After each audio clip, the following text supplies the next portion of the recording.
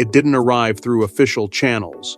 It wasn't logged, stamped, or archived. Instead, it surfaced quietly passed between hands that knew exactly what it could do. A letter, written by Queen Elizabeth II herself, addressed to King Charles III. Not ceremonial, not symbolic, but deeply personal and potentially devastating. Because what it contained wasn't just guidance, it was a warning that may now be impossible to ignore. Before we go deeper into what this really means for the royal family, make sure to subscribe so you don't miss a single update.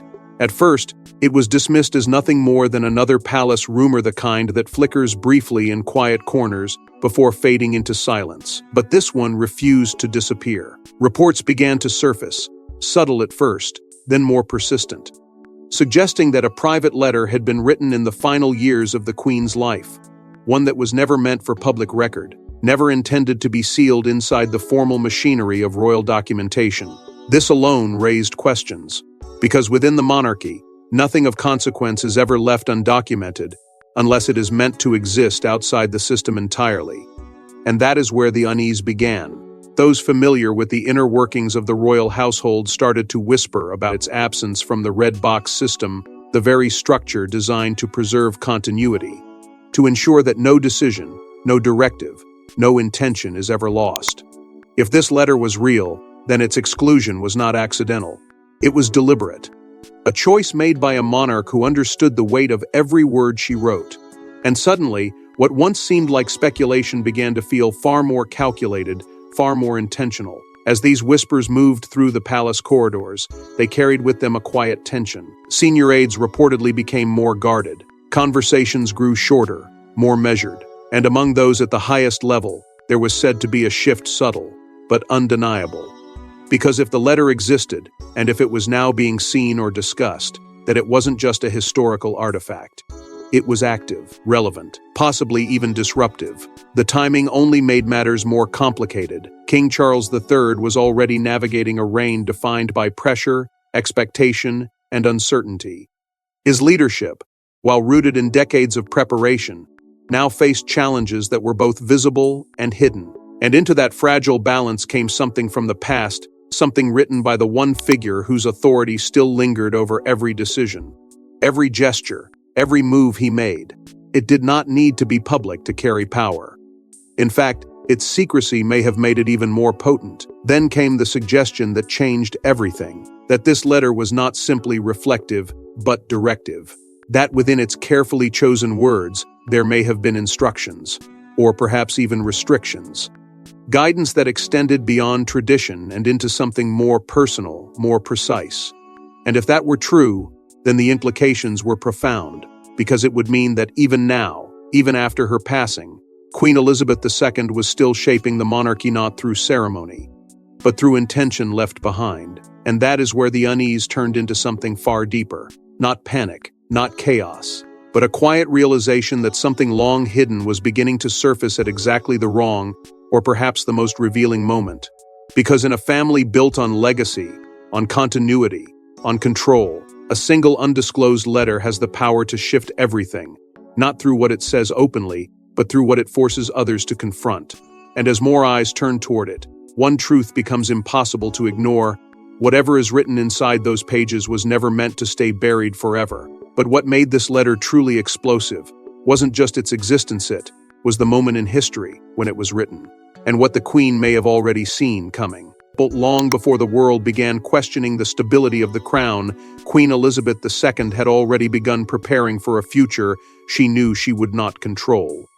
Behind closed doors, away from ceremony and spectacle, she worked through documents, letters, and quiet directives, ensuring that her legacy would outlive even the most unexpected storms. There was no announcement, no formal declaration that this process had begun. But those familiar with the rhythms of her final years often suggest that something had shifted. The pace of public duty remained steady, even relentless, yet beneath that surface of unwavering commitment, a quieter effort was unfolding, a more deliberate kind of preparation. Not for the next engagement, or the next speech, but for the moment when her voice would no longer be there to guide events in real time. And it is within that realization that the idea of these private letters begins to take shape, not as sentimental gestures, but as calculated extensions of authority. Because for a monarch who had witnessed decades of transformation, political, cultural, and deeply personal, there was no illusion about the challenges ahead. The crown was not just an institution, it was a living structure, one that could be influenced, reshaped, even tested from within. And as reports have often hinted, she was not blind to the growing tensions that quietly moved beneath the surface of royal unity. Differences in approach, conflicting visions of the future, subtle fractures that, while invisible to the public eye, were impossible to ignore from within the inner circle. It is in this context that her use of handwritten correspondence begins to carry a different kind of meaning. These were not routine communications. They were intentional, personal, and perhaps most importantly, they existed outside the rigid framework of official decree. Unlike formal instruments such as letters, patent, or council records, these messages did not require validation through process. They carried weight simply because of who wrote them. And that distinction matters, because it allowed her to speak in a way that was both direct and enduring, bypassing the layers of interpretation that often accompany official decisions. At places like Balmoral and Sandringham, locations that have long been described as more than residences, but as emotional anchors of the monarchy, there was said to be a different atmosphere in those final years. Not dramatic, not outwardly tense, but reflective, measured, as if each moment carried an awareness that it might be part of something larger, something that would only fully reveal itself later. And within that atmosphere, the idea of contingency begins to emerge, not as a reaction to crisis, but as a safeguard against it. Because if there is one constant in the history of the monarchy, it is that stability is never guaranteed. It must be protected, sometimes quietly, sometimes decisively. And for Queen Elizabeth II, that protection may have taken the form of words written in private, intended for a moment she would never witness herself. Words that could guide, warn, or even challenge the decisions of those who came after her, including King Charles III. And this is where the narrative begins to deepen. Because if this letter was not an isolated act, if it was part of a broader effort to shape the future from beyond the limits of her reign, then its significance becomes far greater than anyone initially assumed. It transforms from a curiosity into a piece of a much larger design, one that suggests foresight, intention, and perhaps even concern about what might unfold once her presence was no longer there to steady the course. And if this was part of a plan, then the question becomes unavoidable: what exactly was she trying to prevent? Those who have allegedly seen the letter don't describe it as emotional, they describe it as precise, controlled, almost surgical. But beneath that calm tone, there is said to be something far more unsettling, a warning that points directly at decisions being made today. What stands out most in the accounts that have quietly surfaced is not what the letter says outright, but how it says it. There are no sweeping declarations, no dramatic flourishes. Instead, the language is measured, almost restrained, as if every word was chosen not to reveal everything but to guide, to caution, to subtly direct. And that restraint is exactly what makes it so powerful. Because when someone like Queen Elizabeth II speaks with such precision, it is rarely without purpose. Reports suggest that the letter contains more than reflections. It carries guidance that feels strikingly relevant to the challenges now facing King Charles III. There are suggestions, whispered carefully among those close to royal commentary circles, that the letter addresses the delicate balance between personal loyalty and institutional duty, not in a direct or confrontational way, but through implication, through carefully constructed sentences that appear gentle on the surface, yet carry a deeper, more demanding expectation beneath. The phrase duty over personal loyalty has reportedly been central to these interpretations. And if that is true, then its meaning cannot be ignored, because it speaks directly to the very tension that defines the monarchy in moments of uncertainty, the pull between family and the crown. But the unease does not stop there. Some interpretations hint at references to internal power dynamics, subtle acknowledgments of divisions that may not be visible publicly, but are deeply felt within the structure itself. There are even suggestions of external influences, pressures that extend beyond the palace walls, shaping decisions in ways that are not always aligned with tradition. None of this is stated explicitly, according to those who claim familiarity with the letter's tone. Yet the implications are there, woven into the language, waiting to be understood by the one person it was meant for. This is where the conversation becomes more complicated, because the letter is not being read in isolation. It is being interpreted against the backdrop of current events, of evolving relationships, of decisions that are already raising questions. Royal commentators, insiders, and longtime observers are said to be divided. Some view the letter as a general reflection, a monarch offering wisdom to her successor. Others believe it is far more targeted, a carefully crafted message designed to address specific concerns that she believed would eventually surface. And perhaps most striking of all is the growing belief that this was not written in response to a crisis, but in anticipation of one. That Queen Elizabeth II may have foreseen tensions surrounding authority, inheritance, and influence long before they became visible. That she understood the fragile balance within the monarchy and chose to leave behind a message that could guide its future even in her absence. If that is the case, then the letter is not just a reflection of the past, it is a tool meant to shape the present. And that realization carries weight, because it suggests that what is unfolding now may not be unexpected at all. That the struggles, the questions, the quiet divisions they may have been anticipated, even prepared for. And if that is true, then the letter is no longer just a piece of private correspondence. It becomes something far more significant, a quiet intervention, written in advance, waiting for the moment it would be needed most. But a warning alone means nothing, unless it's connected to a specific threat, and that's where the story takes a far more uncomfortable turn.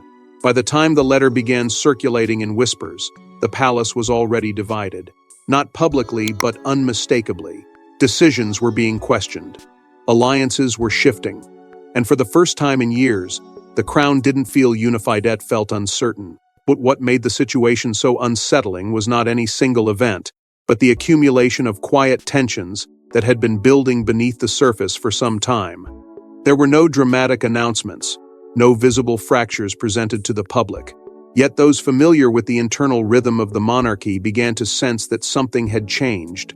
Conversations were becoming more guarded. Positions that once felt aligned now appeared subtly opposed, and at the center of it all stood King Charles III, carrying the weight of a role that demanded clarity at a moment when clarity seemed increasingly difficult to maintain.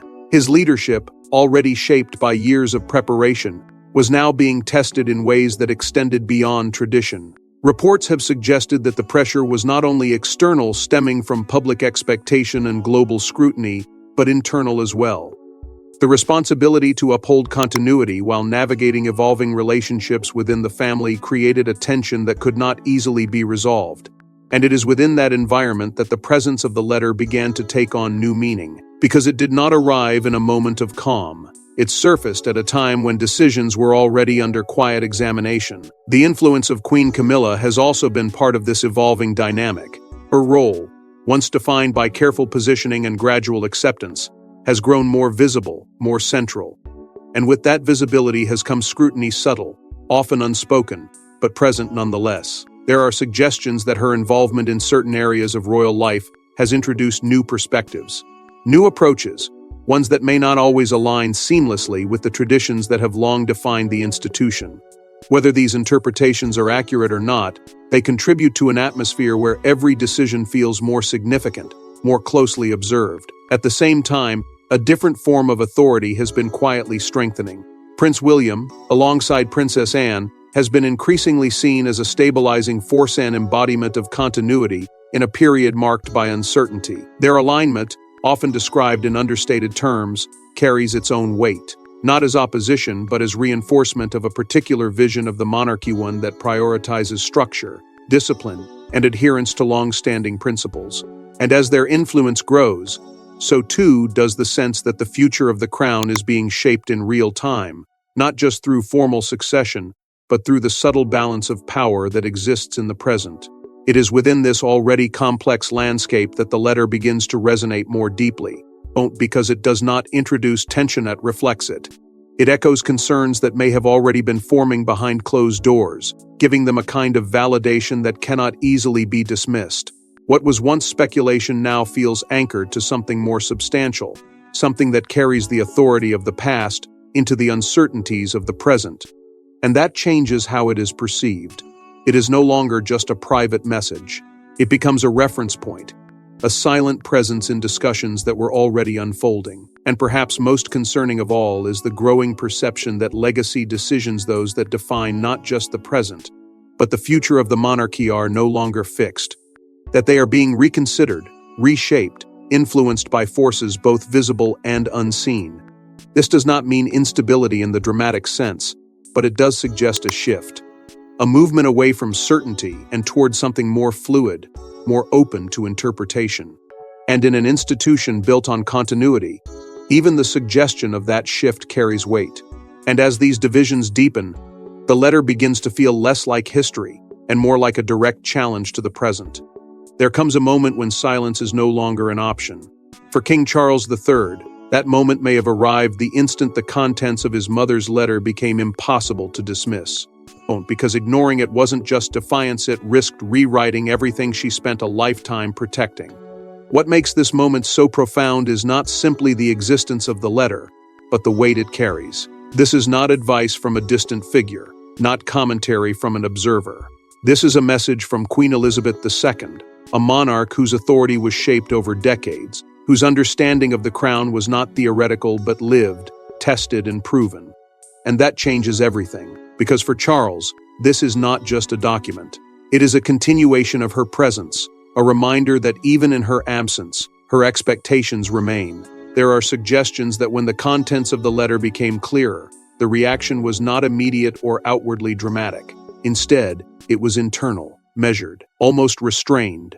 But beneath that restraint, there was said to be a growing realization that the decisions he now faced were no longer his alone, that they were being judged, even through the lens of a legacy he had inherited but did not define. And that realization carries a kind of pressure that cannot easily be articulated. Because at the heart of it lies a conflict that is both deeply personal and profoundly institutional. On one side, there is loyalty relationships built over years, shaped by shared experiences, by trust, by family ties that cannot simply be set aside. And on the other, there is duty or responsibility that extends beyond individuals, beyond emotion, into something far larger.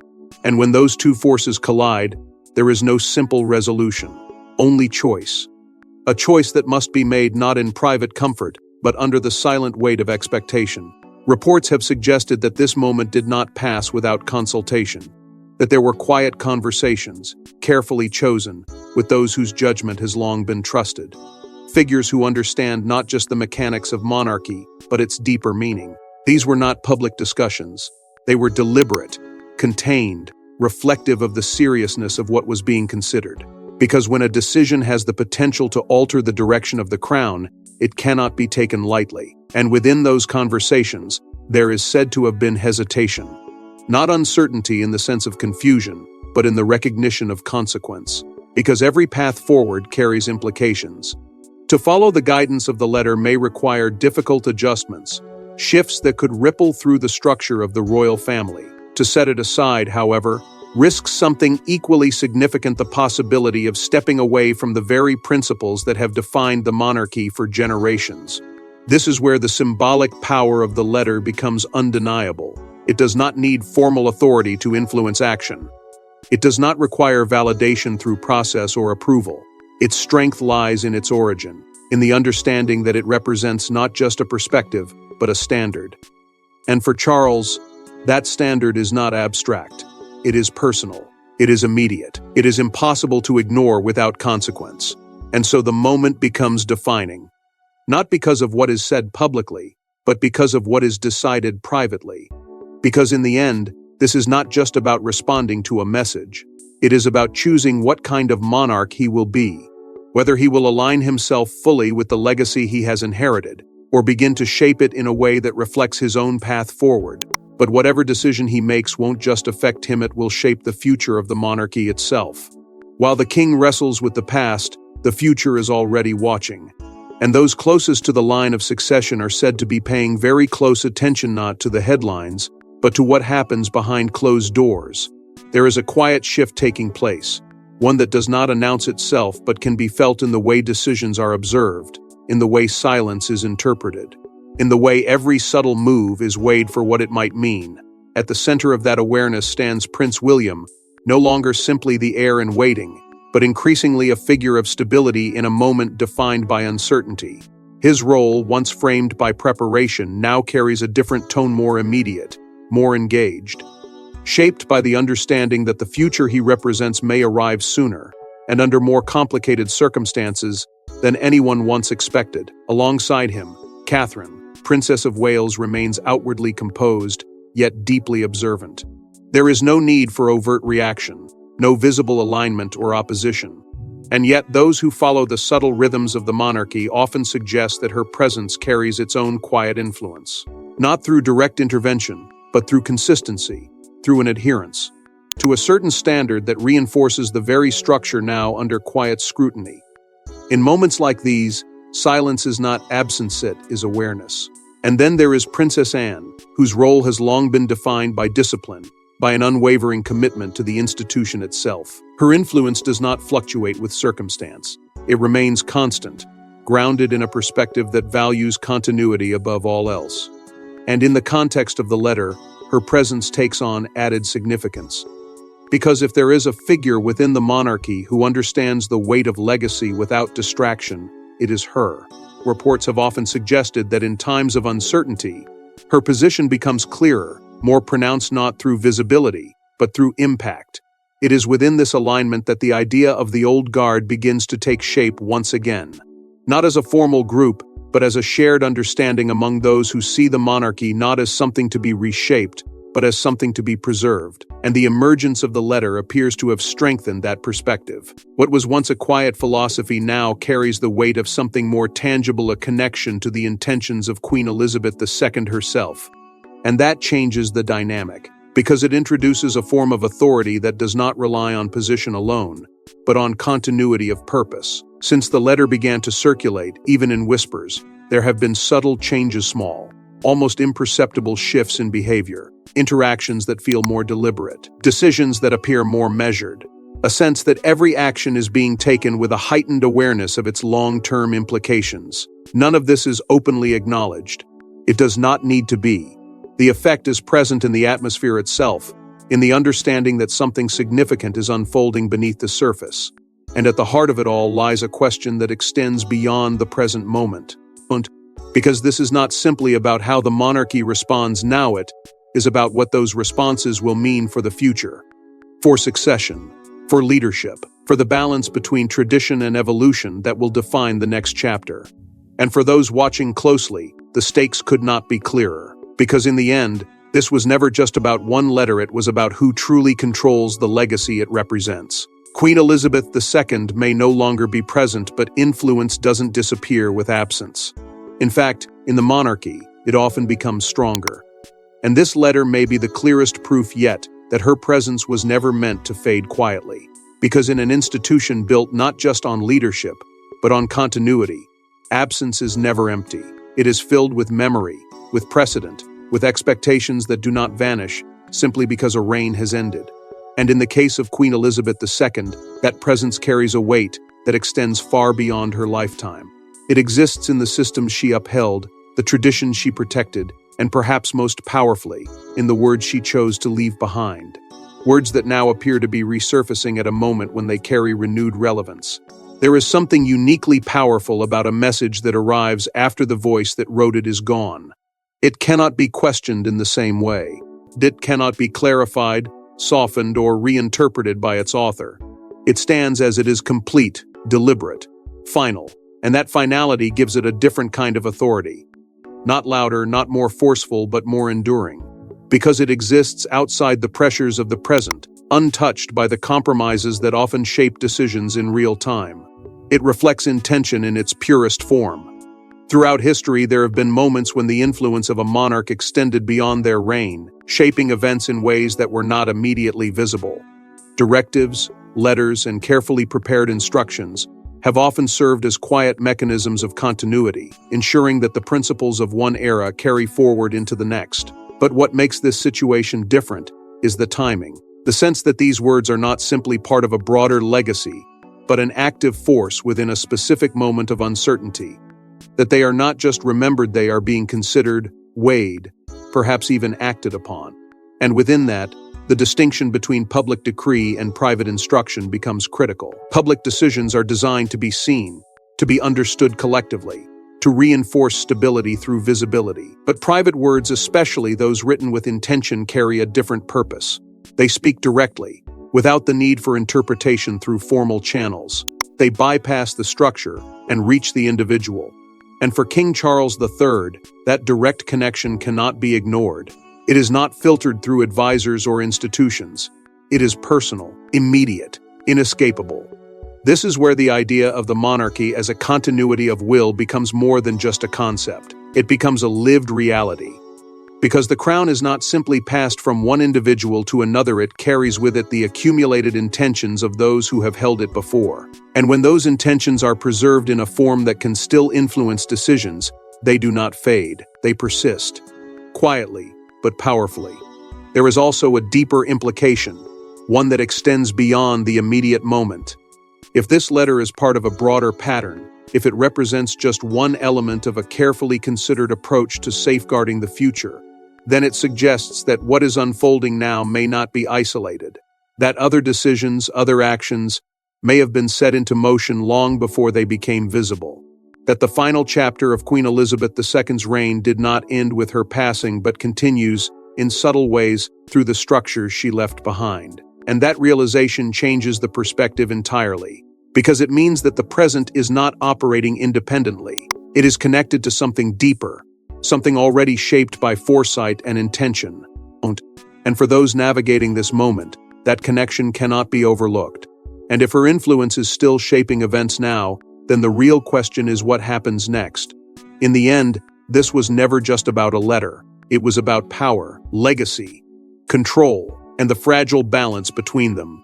Because when a queen speaks even from the past, those words don't fade, they echo, and sometimes they demand to be answered. What began as a quiet revelation has now unfolded into something far more profound, because the existence of that letter does not simply raise questions, it exposes the delicate structure that holds the monarchy together. Stability has always been its greatest strength, its most carefully protected image. Yet beneath that surface lies a constant negotiation between tradition and change, between what has always been done and what must now be considered. And in this moment, that balance feels more fragile than it has in years. At the center of it all remains King Charles III, standing between two forces that cannot easily coexist. On one side, the weight of a legacy defined by Queen Elizabeth II, a legacy built on consistency, restraint, and an unwavering commitment to duty above all else. On the other, the reality of a modern monarchy, one that must adapt, respond, and evolve in ways that previous generations never faced. And the question that now lingers is not whether change will happen, but how far it will go and at what cost. Because every decision made in this moment carries consequences that extend far beyond the present. To follow the path suggested by the past is to preserve continuity, to reinforce the idea that the crown exists beyond any single individual. But to diverge, even slightly, is to introduce a new direction, one that may reshape how the monarchy is understood by those who will inherit it next. And that is where the stakes become undeniable. The presence of Prince William within this unfolding story adds another layer of significance. He represents not just the future, but the bridge between what has been and what is yet to come. His role is no longer distant or abstract. It is immediate, shaped by the choices being made now. And alongside him, there is a growing sense that the next generation is already absorbing the lessons of this moment, lessons about power, about responsibility, and about the cost of maintaining a legacy that cannot be compromised. Because the crown has never been just a symbol. It has always been described, quietly but consistently, as a sacred trust, something held not for personal gain, but for continuity, for stability, for the nation itself. And that idea now stands at the center of everything.